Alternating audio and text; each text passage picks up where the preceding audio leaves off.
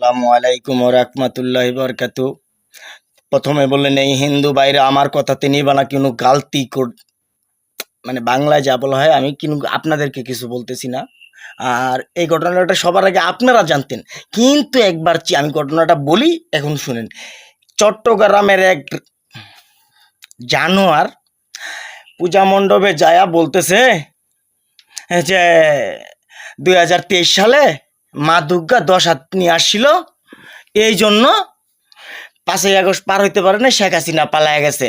এই জানোয়ার কতটুক বন্ড হইলে ভোটের জন্য, সামান্য ভোটের জন্য কতটুক বন্ড হইলে যে এই কথা বলতে পারে, আমার ইসলামকে সে ছোট করতে পারে। এটা জানলে আগে হিন্দুরা জানতো না, সনাতন ধর্ম জানতো না যে ওদের 10 হাতি আসছিল, দেবী আসছিল। এই জানোয়ার কিভাবে জানলো?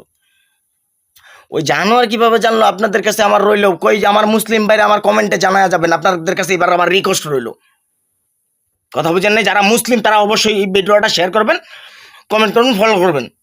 আমি বলে দিলাম, কারণ ওই নাস্তিকের বাচ্চা ওটা নাস্তিক হয়ে গেছে অলরেডি।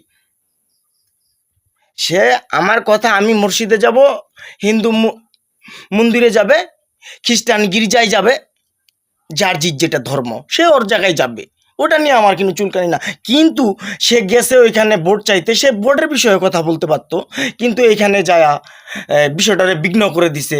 ওইখানের পুরোহিত জানে না যে 2023 সালে মা দুর্গা আসছিল, ও ও যাই না গেছে না, মাংনা এগোই ভোট দিতে চায় না। আর গোয়ার মধ্যে সিলদা দিবেন, কথা বুঝেন নাই ভাই বেড়াদার?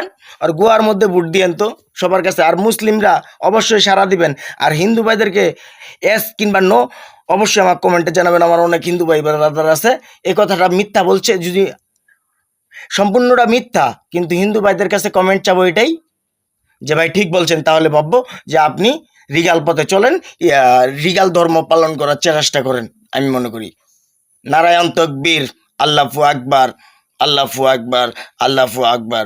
আসসালামু আলাইকুম রাহমাতুল্লাহি ওয়া বারাকাতুহু। আপনাদের ছোট ভাই বিদায় নিচ্ছি, আজিজুল বাড়ি হালালি, আপনাদেরই ছোট ভাই আমি।